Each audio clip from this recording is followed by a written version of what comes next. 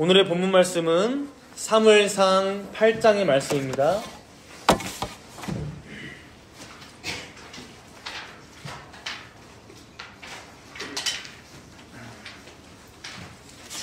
구약성경 418페이지에 있습니다.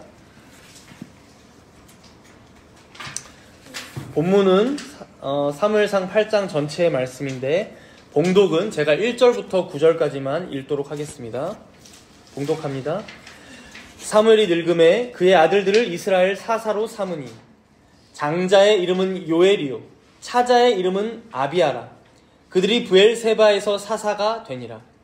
그의 아들들이 자기 아버지의 행위를 따르지 아니하고 이익을 따라 뇌물을 받고 판결을 굽게 하니라.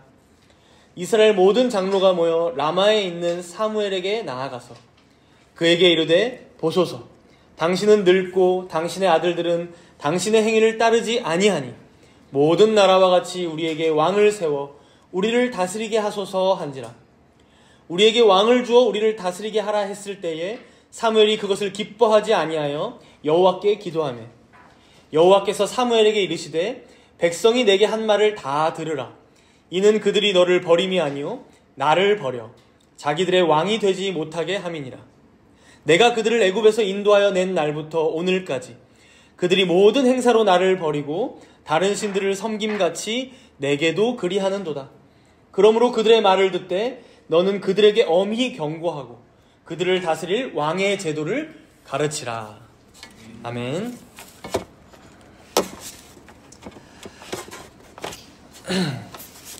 우리가 오늘 말씀을 시작하면서 먼저 지난주 말씀을 잠깐 생각해보면 이스라엘이 여러모로 이제 회복하는 내용이었습니다. 그래서 블레셋에게 언약궤도 빼앗겼었는데 그게 돌아오기도 하고 또 온 이스라엘 백성들이 사무엘과 함께 자신들의 죄도 회개하고 그래서 결국 블레셋과의 전쟁에서도 아주 크게 이기죠. 그래서 이들이 마지막으로 고백하기를 여호와께서 여기까지 우리를 도우셨다. 이게 뭐였죠? 에베네셀. 그래서 에베네셀의 하나님이심을 찬양하며 마치는 내용까지 우리가 살펴봤습니다. 이제 그러고 나서 상황이 어떻게 되었는지를 우리가 잠깐 볼 텐데요. 우리 7장 14절을 함께 보실까요? 7장 14절. 오늘 본문 바로 앞이죠. 함께 읽도록 하겠습니다. 블레셋 사람들이 이스라엘에게서 빼앗았던 성읍이 에그론부터 가드까지 이스라엘에게 회복되니 이스라엘이 그 사방 지역을 블레셋 사람들의 손에서 도로 찾았고 또 이스라엘과 아모리 사람 사이에 평화가 있었더라. 블레셋과의 전쟁에서 얼마나 크게 이겼는지 그들에게 원래 빼앗겼던 성읍들을 다시 회복하기도 했고요. 더해서 주변의 이방 민족들도 이제 더 이상 이스라엘을 넘보지 않고 그 땅에 평화가 찾아왔다라고 말씀합니다. 그죠? 그리고 이어서 15절에 보니까 이렇게 말씀합니다. 이어서 사무엘이 사는 날 동안에 이스라엘을 다스렸으되. 그러니까 사무엘이 다스리는 동안 온 이스라엘 가운데 이 승리와 평화가 찾아왔었다는 것이죠. 그가 다스리는 동안에는 온 이스라엘이 평안했고 사사시대 때나 엘리시대와 같은 그런 계속되는 전쟁이나 이방 민족들의 침입이 없어졌다는 것입니다. 이제 이런 중에 오늘 본문부터 문제가 또다시 시작되는데요. 우리 본문 1절을 함께 읽어볼 거예요. 8장 1절입니다. 사무엘이 늙음에 그의 아들들을 이스라엘 사사로 삼으니. 먼저 바로 전 7장에서는 사무엘이 한창 때의 모습을 묘사하고 있었다면 지금 8장 1절에서는 사무엘이 늙음에 라고 바로 시작합니다. 그러니까 7장과 8장 사이에 지금 시간적인 간격이 이미 꽤 벌어진 걸로 보이죠. 그렇죠? 그래서 이제는 늙어서 다음 사사가 세워져야 하는 때가 됐다라는 거예요. 여러분 한번 이스라엘 백성들 입장에서 한번 생각해 보세요. 이스라엘 백성들에게는 이 사무엘과 같은 사사가 없었습니다. 그렇죠? 사사 시대 때도 여러분 12사사가 이스라엘 백성들에게 있었지만 전쟁이 그친 적이 없었어요. 그렇죠? 뭐 평화로운 적이 있다고는 나오지만 계속해서 이어집니다. 그게 이제 그러니까 지역적인 평화입니다. 근데 지금 사무엘은 온 이스라엘 땅이 평화로워졌던 거예요. 그리고 엘리도 여러분 실패했던 것을 지금 사무엘은 다 이루고 있는 거예요. 그러니까 하나님과의 관계도 회복시켰고 온 이스라엘 땅이 평안하도록 다스리고 있었고 이스라엘의 백성들 또한 그를 온전히 따랐다는 것이죠. 그런데 그런 그가 이제 늙었다는 거예요. 사무엘이 늙음에. 물론 다음 사사가 또 잘 세워지면 괜찮을지도 몰라요. 그래서 다음 사사로 이제 사무엘의 아들들을 세웠다고 합니다. 원래는 사사의 같은 경우는 사사기에 보면 그 기드온을 제외하고는 사실 아들이 사사로 세워지는 경우는 없는데 지금 이게 이어지고 약간 이제 뭔가 뭐라고 해야 돼요? 계승? 세습 이어지고 있어요. 근데 지금 2절에 보니까 이 두 아들의 이름이 뭐라고 나옵니까? 요엘, 아비야. 그래서 질문지 1번이에요. 여러분 왼쪽에 적으시면 돼요. 왼쪽 괄호에 그렇죠? 요엘, 아비야 1번, 2번. 근데 이 요엘, 아비야라는 이름의 뜻이요 아주 좋은 이름들이에요. 그래서 요엘은 먼저 여호와가 하나님이시다라는 의미예요. 여호와가 하나님이시다.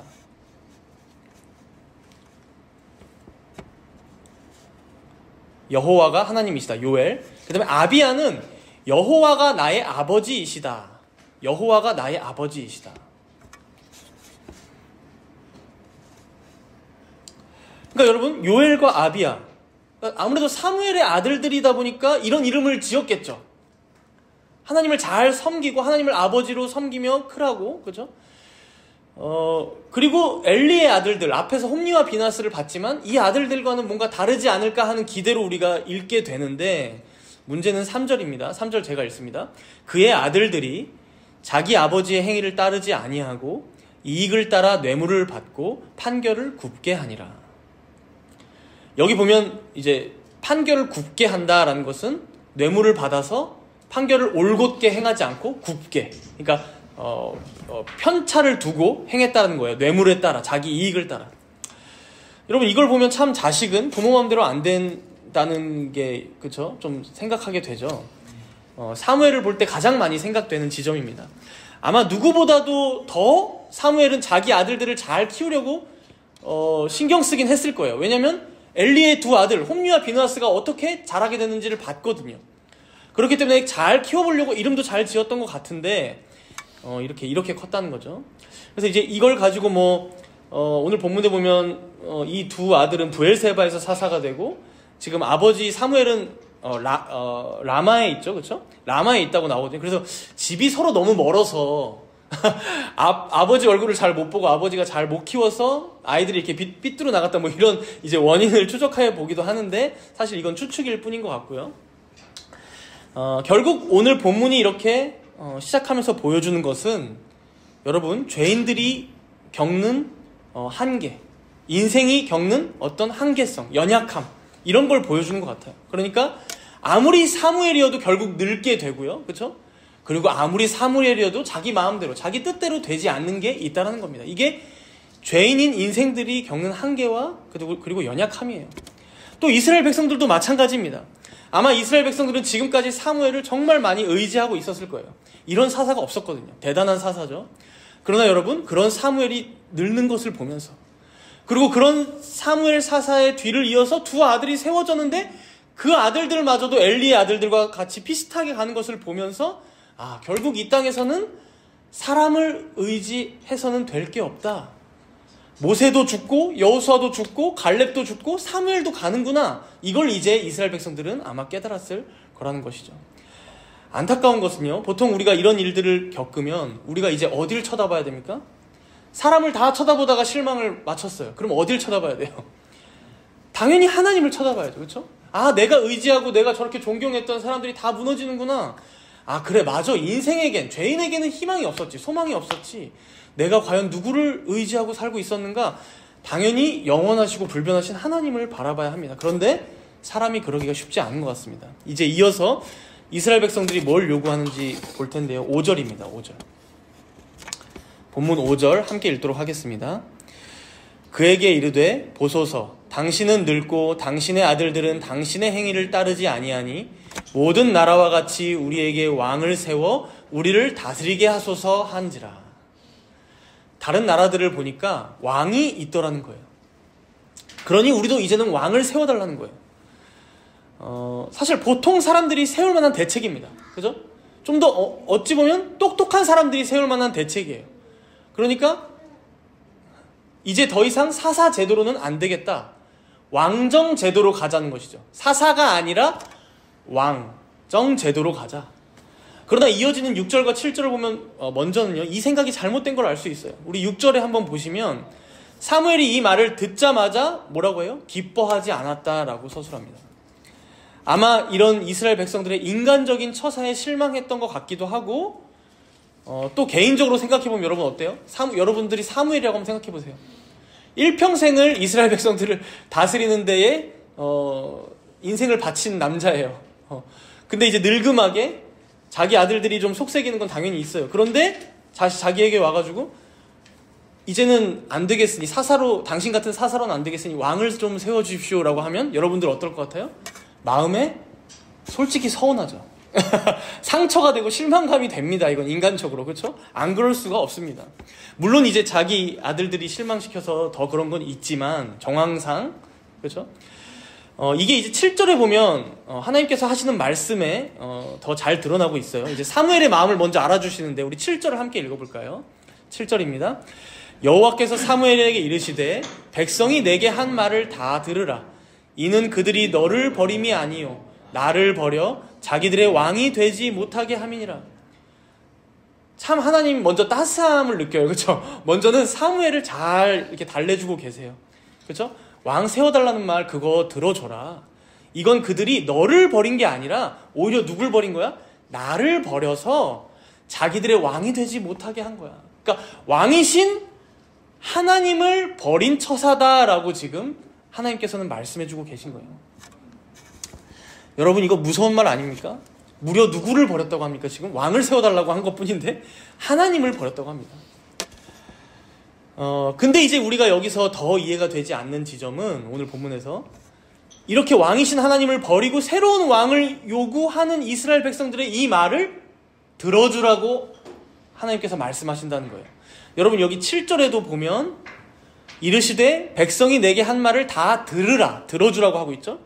또 9절에도 한번 보시면요. 9절에도 보시면 그러므로 그들의 말을 듣되, 지금 두 번째 들으라고 지금 얘기해주고 계시고요.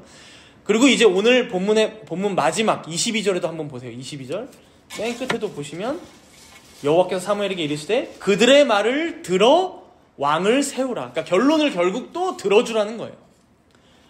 그러니까 하나님께서는 지금 사무엘에게 오늘 본문 안에서 3번이나 그들의 말을, 사실 부당한 요구거든요. 그렇죠? 왕이신 하나님 버리겠다라는 거니까 하나님 알고 계셨어요. 부당한 요구인데 들어주라고 3번이나 말하고 계신 거예요. 여러분 사실 오늘 본문이 쉬운 내용인 것 같으면서도 좀 까다로운 이유가 바로 여기에 있습니다. 내용은 간단하거든요. 사무엘이 늙었기 때문에, 그리고 그 아들들도 성에 안 차기 때문에 이제는 왕을 세워달라고 요구하는 내용이에요. 백성들이. 그리고 그걸 들어줘라 하나님께서 말씀하시고 끝나는 내용입니다. 근데 문제는 이 왕을 세워달라고 하는 이 백성들이 왕이신 하나님을 버리고 자신들의 왕을 세워달라고 요구하고 있는 건데 하나님께서는 결국 이 요구를 들어주라고 말씀하고 계신다는 거죠. 그리고 이게 더 헷갈리는 지점은요, 사실 오늘 본문 8장만이 아니라 9장, 10장, 11장, 12장. 그래서 여러분 질문지 2번이에요. 그러니까 8장에서 12장까지 말씀의 분위기가 이랬다 저랬다 하는 것 같아요. 그러니까 왕을 세우는 것에 대해서 안 좋게 말씀하시면서 경고도 하셨다가 또 사울을 왕으로 세우니까 잘하네 하면서 칭찬도 하시는 것 같다가 이걸 우리는 친왕적 관점, 반왕적 관점이라고 얘기합니다. 그래서 8장에서 만약에 친왕적 관점이 좀 더 드러났다면 들어줘라. 그러면 9장에서는 반왕적 관점, 친왕적 관점, 반왕적 관점, 친왕적 관점. 이렇게 5번이 교차돼서 계속해서 드러난다는 거예요. 그러니까 헷갈리는 거예요. 읽는 사람들이. 친왕적, 반왕적 관점입니다. 2가지. 친왕, 친밀하다 할 때 친왕, 반왕.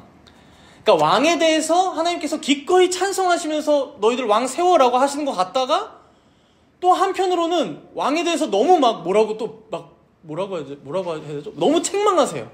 왕이 그래선 되겠어? 왕 너 이러면 안 되지. 막 이러면서 왕정 제도를 마치 부정하는 것 같은 느낌까지. 그러다 보니까 이제 이 내용을 가지고 친왕적 관점에서 보고 싶어 하는 분들은 반항적 관점이 중간에 첨가된 거야 라고 얘기도 하고, 반항적 관점을 가지고 계신 분들은 아니야, 친항적 관점이 나중에 첨가된 거야, 이런 식으로 이제 비평학자분들은 그렇게 하는데 둘 다 아니죠. 오늘 본문에도 보면요, 사실 들어주라고 3번이나 말씀하고 계시지만, 그러니까 친황적인가 싶긴 한데 중간에 10절에서 18절을 한번 보시면, 우리가 읽진 않았지만 여러분 반항적 관점이 나옵니다. 그러니까 왕이 세워졌을 때 너희들 얼마나 고통을 겪게 되는지 경고하고 계시는 내용이 나와요. 그래서 11절부터 보시면요, 이르되 너희를 다스릴 왕의 제도는 이러하니라. 왕의 제도에 대해 설명하기 시작하시면서 첫 번째, 그가 너희의 아들들을 데려간다는 거예요. 여러분 이거 징집하는 겁니다. 근데 아들들만이 아니에요. 이제 오늘 질문지 3번입니다. 3번.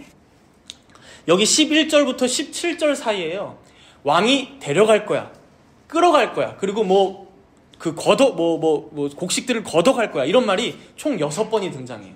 사실 이게 히브리어로는 딱 2단어로 이루어져 있는데 4번, 2번인데 결국 6번이 총 등장합니다. 그래서 뭔지 잠깐씩 한번 보면요, 먼저 11절에서 12절 보면 그가 너희 아들들을 데려간다라고 합니다. 아들들. 그러니까 군사로 징집하겠다라는 겁니다. 왕은 여러분 그럴 수밖에 없어요. 왜요? 다른 나라와 싸우려면 그 아들들을 데려가서 그 전쟁을 치를 수밖에 없어요. 최근에 거란 전쟁을 너무 재밌게 보고 있는데 거란과의 전쟁이 펼쳐지니까 왕이 지방의 호족들에게 전령을 보내서 다 그 마을에 힘센 아들들, 이거는 고위 막론하고 다 데려갑니다. 왜냐면 그래야지만 겨우 모으는 게 30만 40만 대군이 겨우 되니까요. 왕은 당연히 그런 겁니다, 여러분. 그리고 이제 13절을 보시면 그가 또 너희의 딸들을 데려다가, 아들들뿐만 아니야, 딸들을 데려가서 향료 만들고 요리하는데 쓸걸? 이라고 얘기하는 거고, 14절에 보면 그가 또 너희의 밭과 포도원과 감람원에서 제일 좋은 것을 가져다가, 밭, 포도원, 감람원 제일 좋은 거 가져다가 자기 신하들한테 준대요. 그리고 15절에 보니까 그가 또 너희의 곡식과 포도원 소산의 11조를 거두어. 이거는 또 관리와 신하들에게 준다는 거죠. 월급 주는 거예요. 자기 이 나라를 위해서 일할 행정 관료들을 먹이려면, 그죠? 그리고 16절에 보니까 그가 또 너희의 노비와 가장 아름다운 소년과 나귀들을 끌어다가, 그리고 이제 이건 자기 일을 시키죠. 그렇죠? 그리고 그래서 야망이 큰 왕들은 이걸 더 많이 가져가는 거죠. 그리고 마지막 17절에는 너희의 양떼의 10분의 1을 거두어 가리니, 10분의 1도 따박따박 가져간다는 겁니다. 이건 거의 세금일 것 같고요. 그리고 결국 이 17절의 마지막에 너희가 그의 종이 될 거야. 그렇죠? 경고하고 마치는 것이죠. 그러니까 여러분, 이스라엘 백성들은 지금 사사가 다스리는 나라보다 왕이 다스리는 나라가 좋을 것 같다라고 생각했지만 뭐라고 얘기하는 거예요? 왕이 너희를 종처럼 부려먹을 걸 이라고 지금 경고하고 계시죠. 여러분, 이렇다 보니까 우리는 헷갈리는 거죠. 그러면 아예 애초에 하나님께서 왕정제도를 찬성하지 않으시면 되는 것 아닌가? 못하게 하시면 되는 것 아닌가? 너희들 무슨 헛소리야, 그냥 내가 세운 사사들 밑에서 잘 지내라고 하면 되는 건데 왜 안 그러실까라는 거죠. 그래서 이걸 해석하시는 분들은 보통 왕정제도 자체는 일단 하나님께서 주신 것이고 선한 것이다 라고 먼저 해석합니다. 그러니까 왕정제도 자체는 하나님께서 주신 것이기 때문에 선한 것이다. 이제 이게 사실은 신명기 17장에도 보면요, 이미 나중에 너희들 왕을 세우게 되면 이렇게 해 저렇게 해 광야에서 모세를 통해서 알려주신 적이 있거든요. 왕을 세우게 될 거라고.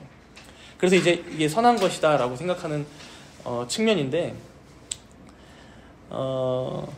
그리고 이제 반항적으로 경고하시는 것은 이제 왕이 세워졌을 때 그 왕이 하나님의 말씀을 어기게 되거나 자기의 야망을 위해서 나라를 다스리게 되면 너희들 고통받을 수밖에 없어. 그래서 이 왕정제도를 하나님 말씀 안에서 잘 사용해야 해 라고 이제 경고하시는 본문이라고, 이 두 가지를, 친왕적 본문과 반항적 본문을 잘 조화시켜서 이제 해석하는 것이죠.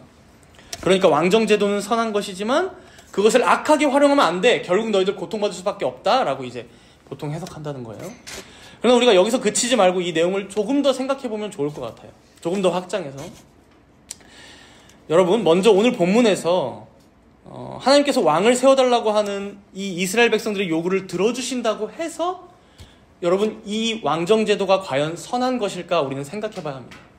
그러니까 하나님께서 들어주고 계신다고 해서 허락해 주시고 허용해 주신다고 해서 이 왕정제도가 과연 선한 제도일까라는 것이죠. 사실 이건 오늘 본문에서만 봐도 그렇지 않음을 우리는 이미 알았어요.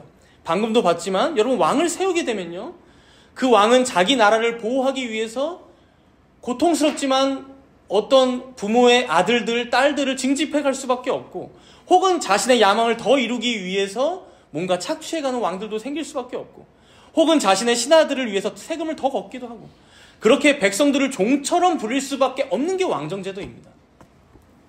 그리고 더 핵심적으로는 아까도 우리가 봤지만 사실 이스라엘에게는 왕이 있었습니다. 누구죠?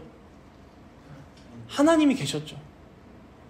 그러니까 하나님이 이스라엘에게 왕이신데, 그런데 그걸 결국 거부하고 사람을 왕으로 뽑아서 세우겠다라는 제도이기 때문에 이 제도 자체를 우리가 선하다라고 생각하기는 힘들다는 거예요. 단지 여러분, 지금 하나님께서는 이 이스라엘 백성들의 요구를 들어주실 때가 되었기에 허락하고 계심을 여러분들 알아야 합니다. 우리가 지금까지는 이스라엘의 왕이 필요 없었습니다. 여러분 창세기 한번 생각해 보세요. 아브라함과 이삭과 야곱은 다 뭐였어요? 가문의 족장들이었어요. 왕은 아니었습니다.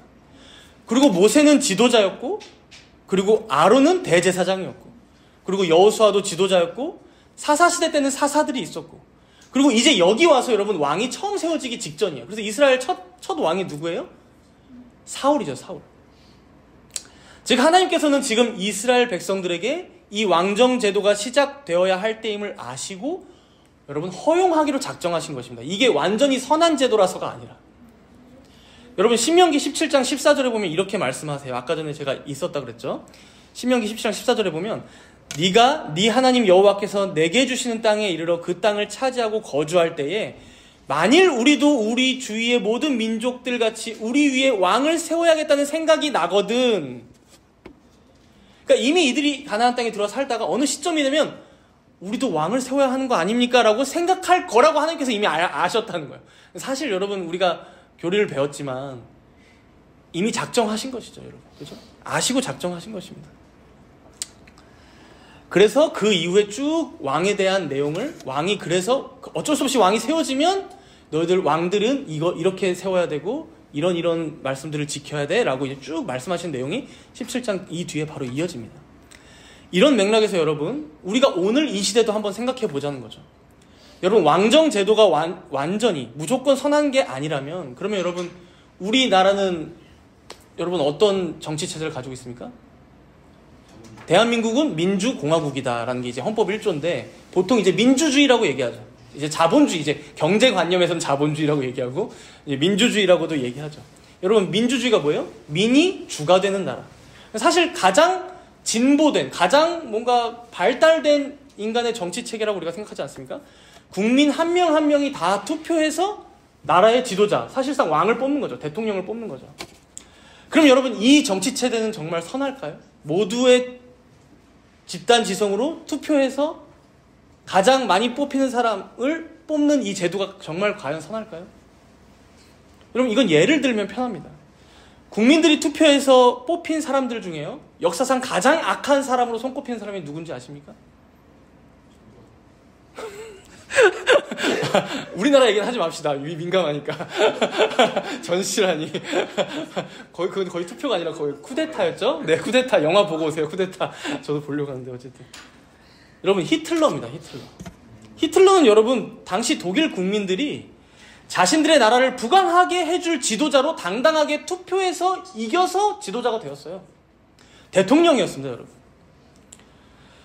저 지도자가 되면 우리나라가, 우리 국민이 행복해질 거야 라고 해서 뽑은 사람입니다. 그럼 여러분 반대로 공산주의도 어때요? 모두가 평등하게, 모두가 차별 없이 함께 먹고 살아가는 세상. 소련, 그리고 북쪽만 봐도 여러분 알죠? 그렇죠? 그 말로가 좋지도 못하고 현재도 그러하지 못합니다. 그런가 하면 여러분 왕정제도 어떻습니까? 세종대왕의 때는 좋을 수도 있어요. 그런데 여러분 한편으로는 연산군과 같은 폭군도 있죠. 그리고 오늘 우리가 보는 사무엘상 이 말씀에서도 사울이라는 왕이 세워지는가 하면 다윗이라는 왕도 세워지는 거예요. 그렇죠? 결국 여러분 우리가 꼭 기억해야 할 것은 뭘까요? 세상의 제도는 하나님께서 우리 인간들의 연약함 때문에 어떤 제도를 허락하시고 어떤 질서 아래에 살아가게끔 허락하긴 하시지만, 그렇다고 그 어떤 제도가 전적으로 선하다, 전적으로 악하다 할 게 없다는 거예요. 그래서 이걸 좀 더 거시적인 관점에서 말하면 우리가 이 땅에서 취하는 그 어떤 정치 제도도 완전하다거나 영원하다거나 온전하지 못하다는 거예요. 이 땅에서 취하는 어떤 정치 체제. 그렇다면 오늘 본문에서 우리가 가졌던 의문점, 왜 하나님께서는 우리들에게 이런 정치 제도들을 허락하시고 그 아래에 살아가게 하시냐는 거죠. 누군가는 우리들처럼 민주공화국 사회에서 살아가게 하시고, 누군가는 인민공산당이 이끄는 그 사회에서 살아가게 하시고, 누군가는 입헌군주제, 법 아래에서 어떤 군주를 따라 살아가게 하시고, 왜 그렇게 살아가게 하시냐는 거죠. 다양하게. 그리고 오늘 본문에 이스라엘 백성들도 이제 사사제도에서 왕정제도로 옮겨가는 거잖아요. 그렇죠? 왜 이렇게 이걸 허락해 주시냐는 거죠. 여러분, 민주주의라면요, 우리가 그 함의를 그래도 한번 찾아보자면, 만약에 민주주의라면 여러분 민이 주가 되는 나라인 거죠. 그러나 우리는 거기서 뭘 찾아야 됩니까? 아니, 진정한 우리의 주가 되시는, 온 만물의 주가 되시는 하나님을 바라보라는 거예요. 민이 주가 아니라. 왜냐면 여러분, 내가 주인인 줄 알고 투표를 했는데 내가 뽑은 사람이 안 되거든요. 안 될 때가 많아요, 여러분. 그죠? 그러면 내가 왜 이 나라에 살아야 돼? 내가 뽑은 지도자도 아닌데. 이렇게 되는 거거든요. 그럴 때 뭐예요, 여러분? 아니, 민이 주가 아니라, 내가 주인이 아니라 하나님이 주인이셨구나. 이 나라에 하나님이 통치자이셨구나라고 알아야 된다는 것이죠. 공산주의라면 여러분, 세상이 말하는 수준의 평등이 아니라 진정 그 누구도 차별하지 않으시고 오직 자신의 기쁘신 뜻대로 구원할 자들을 예정하신 참된 평등을 이루신 그 주님을 바라봐야 한다는 것이죠. 왕정이나 입헌군주제라면 세상의 왕이 아니라 진정한 우리의 왕이 되신 하나님만을 바라보며 살아야 된다는 것입니다. 결국 여러분, 우리가 세상의 어떤 정치 체제이든 어떤 왕이나 지도자 아래 살아가든 간에 그 모든 것들을 통해 뭐예요? 우리 하나님만 바라보라고 우리에게 허락하신다는 거예요. 어떤 정치 체제를 하나님만 바라보라고. 여러분, 혹시 대통령의 치리가 마음에 안 드시나요? 안 드시는 분들 계실 수 있어요. 매일이 고통스럽고 힘이 드십니까? 근데 여러분, 우리는 그거 우리 힘으로 바꿀 수 없거든요. 그러니 하나님만 바라봐야 한다는 것이죠. 아까도 잠깐 얘기 나왔지만 여러분, 서울의 봄이라는 영화가 개봉했죠. 저도 아내랑 보러 가자고 얘기만 했는데 이제 점점 12.12도 다가오잖아요. 그렇죠? 12.12 쿠데타에 대한 얘기니까. 여러분, 이 12.12 쿠데타가 왜 성공했겠습니까?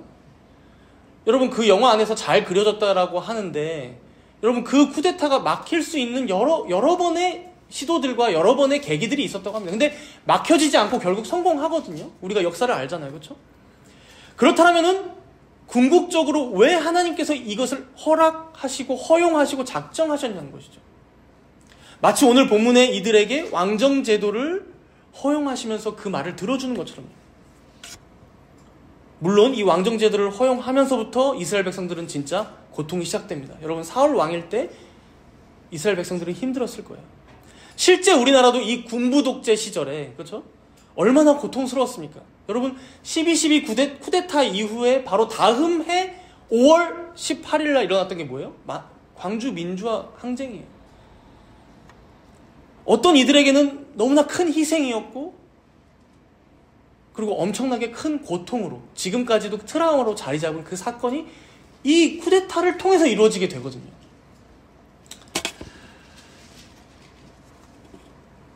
그러니 여러분, 사실 이런 정치 체제들 뿐만 아니라 이 세상에 주어진 모든 것들이 아직은 여전히 불완전하여서 결국 이런 과정을 통해 하나님을 더 바라보게 하시는 임시적인 방편임을 우리가 알아야 합니다. 임시적인 방편. 그래서 여러분, 질문지 4번이에요. 오늘 본문의 왕정제도는 여러분 임시적인 방편으로 주어진 겁니다. 임시적인 방편. 마치 이것이 완전하고 선해서 하나님께서 허용하고 계시다라고 생각하면 안 된다는 거예요. 어떤 시기에 하나님께서 허락하시는 정치체제가 있는 거예요. 그렇죠?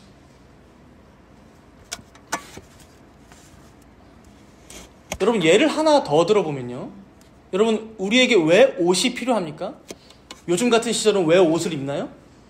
추워서. 그러면 반대로 생각해 볼게요. 여름에 너무 더운데 왜 옷을 입고 다니세요? 가리려고. 그쵸. 알몸이 부끄러워서. 난 부끄러워. 그쵸? 혹은 이제 뭐 가을에는 적당히 날씨 괜찮은데 남들에게 좀 더 멋지게 보이고 싶어서. 그쵸? 이제 이게 이어지는 거죠. 부끄러우니까 더 멋지게 보이려고.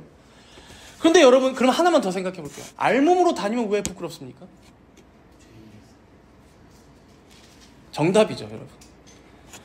여러분, 에덴 동산에서 타락하기 이전에 아담과 하와는 서로가 벌거벗고 있었지만 부끄러워하지 아니하였다라고 말씀합니다. 서로가 벌거벗고 있었지만 부끄러워하지 아니했어요, 여러분. 여러분, 옷을 입는 거는 정상이 아닙니다. 비정상이라는 증거입니다, 여러분. 그래서 여러분, 그때는 더 멋지게 보일 필요도 없었고, 서로에게. 그 정도로 서로가 알몸이지만 정말 탁월하였고 멋졌고 아름다웠을 거예요. 당연히 춥지도 않았을 것입니다, 여러분. 그럼 여러분, 이게 언제부터 무너졌습니까? 언제부터 이게 부끄러워지기 시작했나요?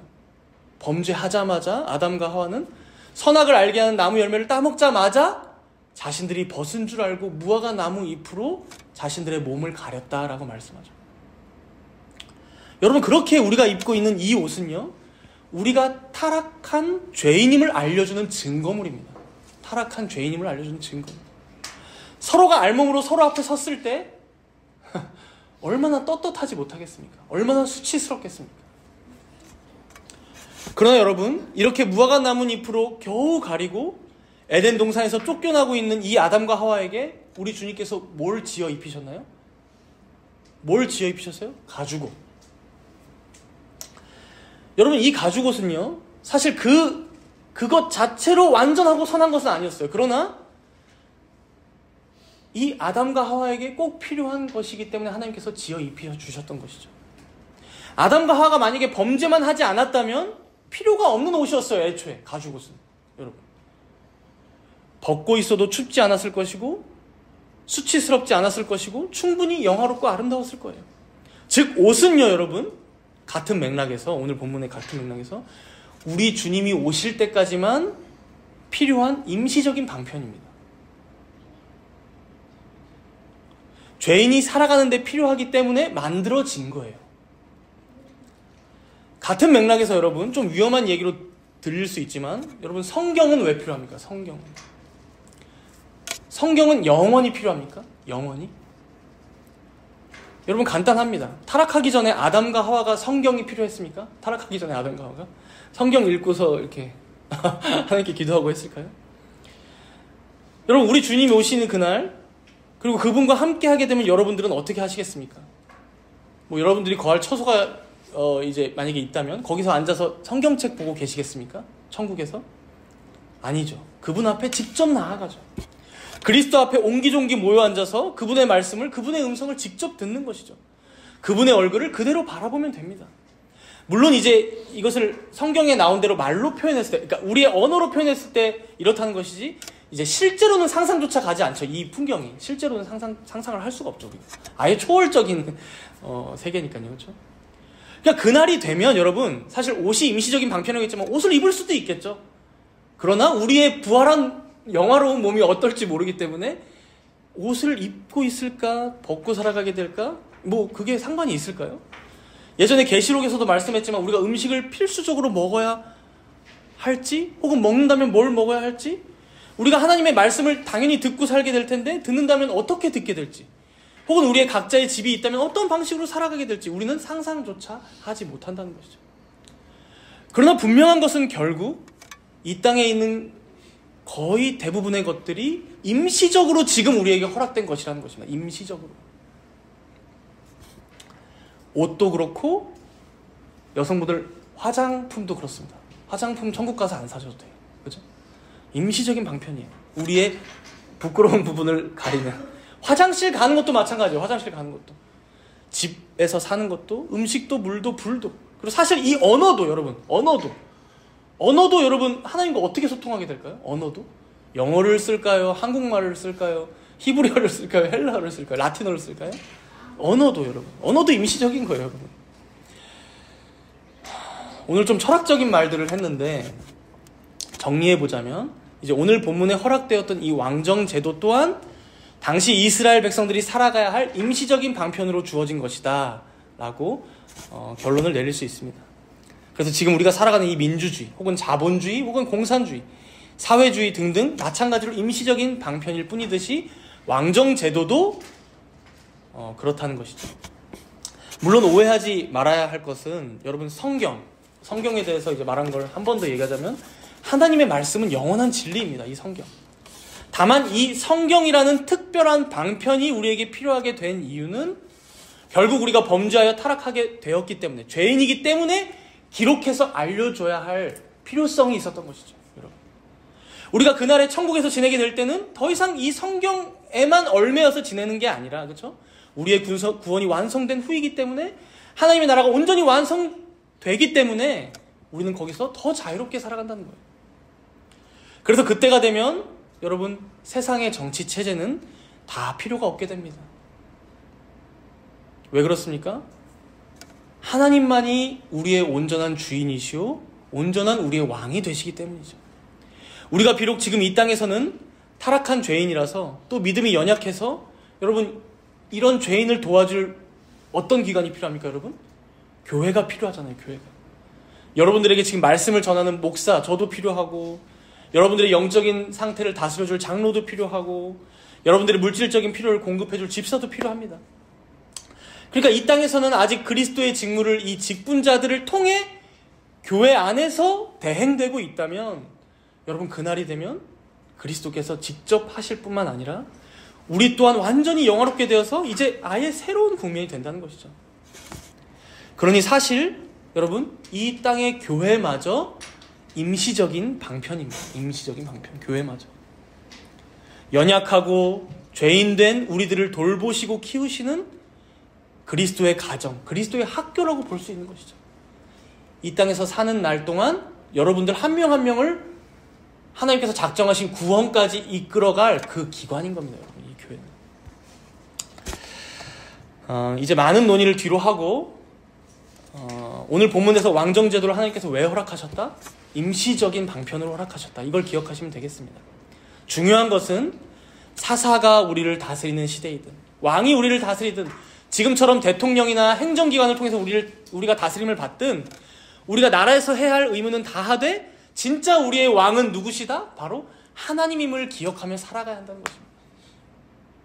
또한 교회에서 목사를 통해 말씀을 들으면서도, 혹은 장로에게 신방을 받으면서도, 여러분 항상 기억하세요. 누가 지금 우리에게 말씀하시고 계신 건가요?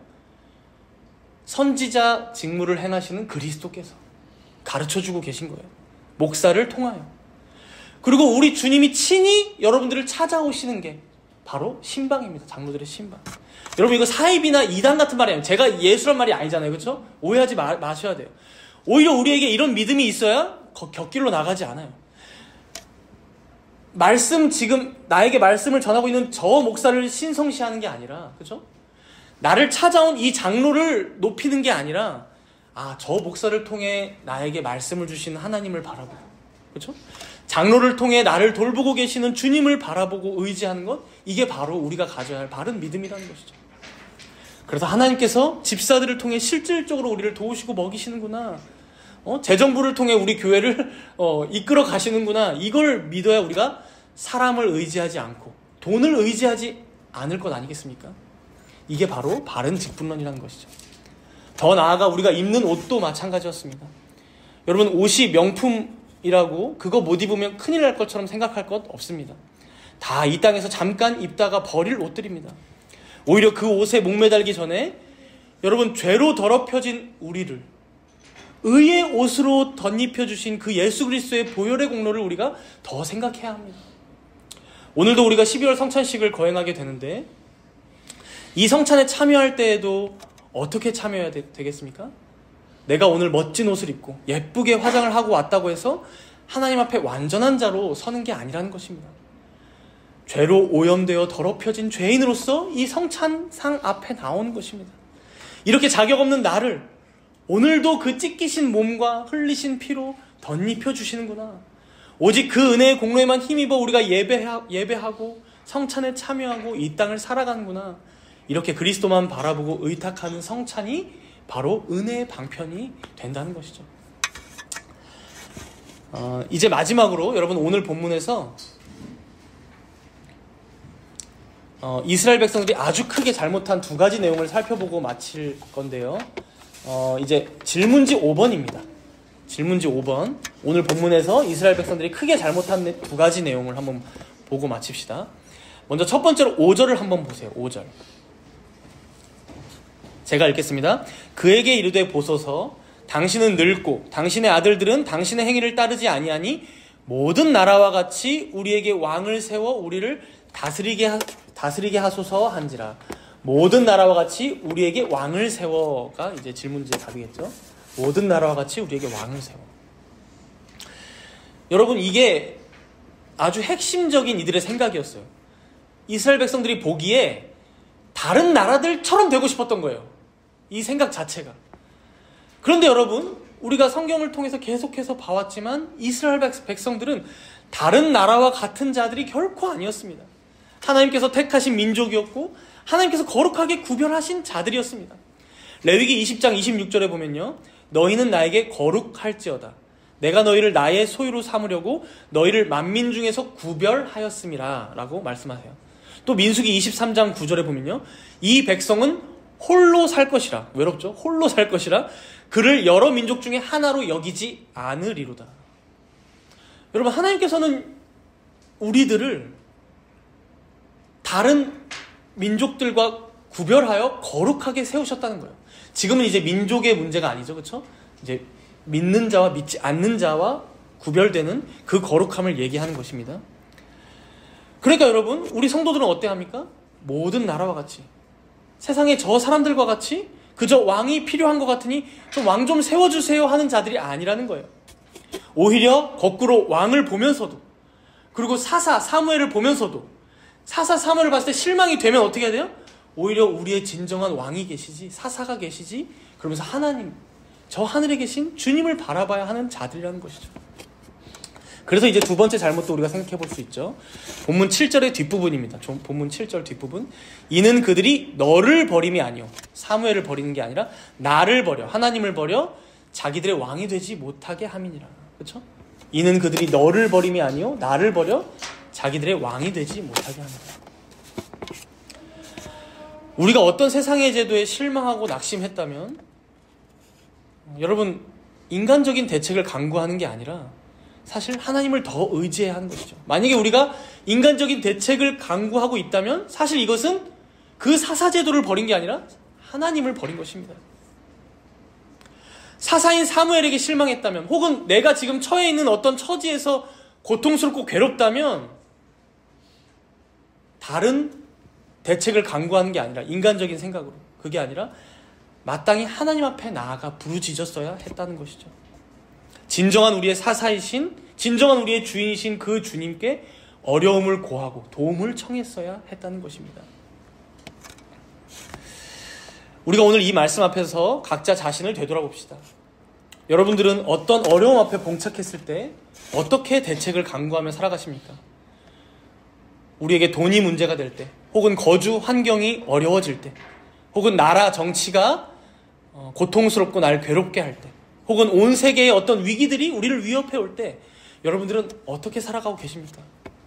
우리는 오늘 분명하게 보았습니다. 결국 이 모든 것들은 우리가 하나님을 더욱 바라봐야 할 통로요, 수단이요, 이 땅에서의 임시적인 방편들일 뿐입니다.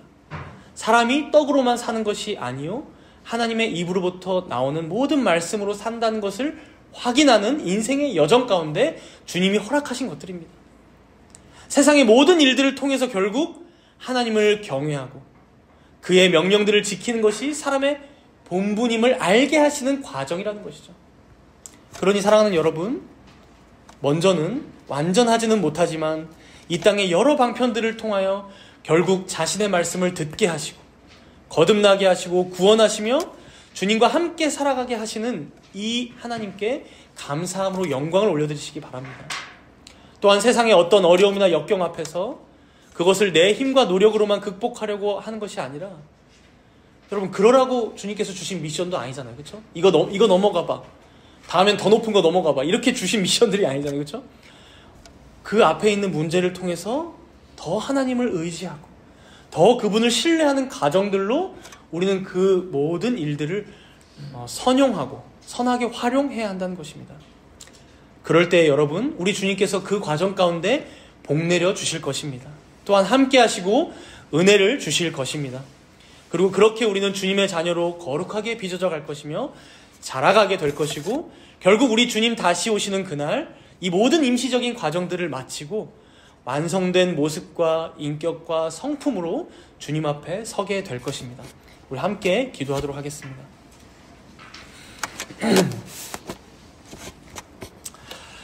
우리 오늘 본문의 말씀들을 기억하며 기도하겠습니다.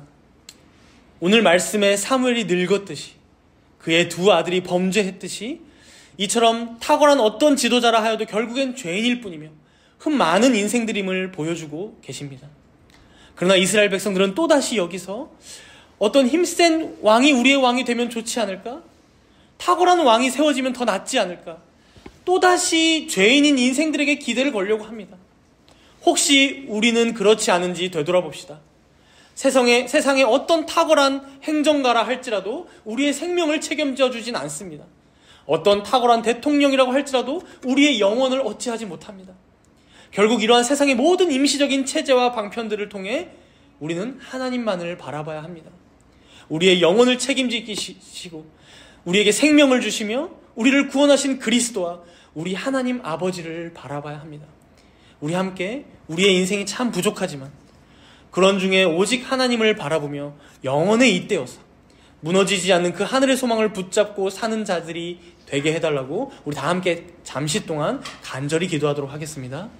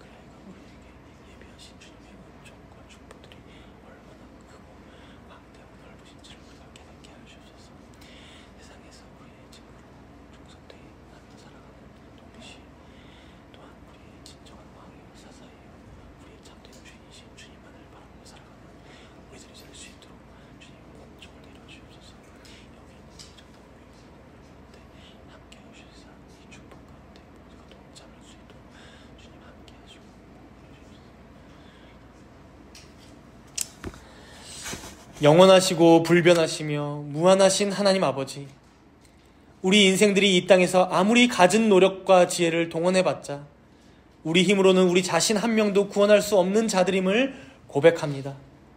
또한 어떤 아름답고 멋지고 탁월한 지도자라 할지라도, 내가 너무 사랑하는 내 남편, 내 아내, 내 자녀라 할지라도 그가 우리의 인생을 구원할 수도 없을 뿐더러 이 생의 모든 만족과 안식을 주지 못함을 우리가 고백합니다.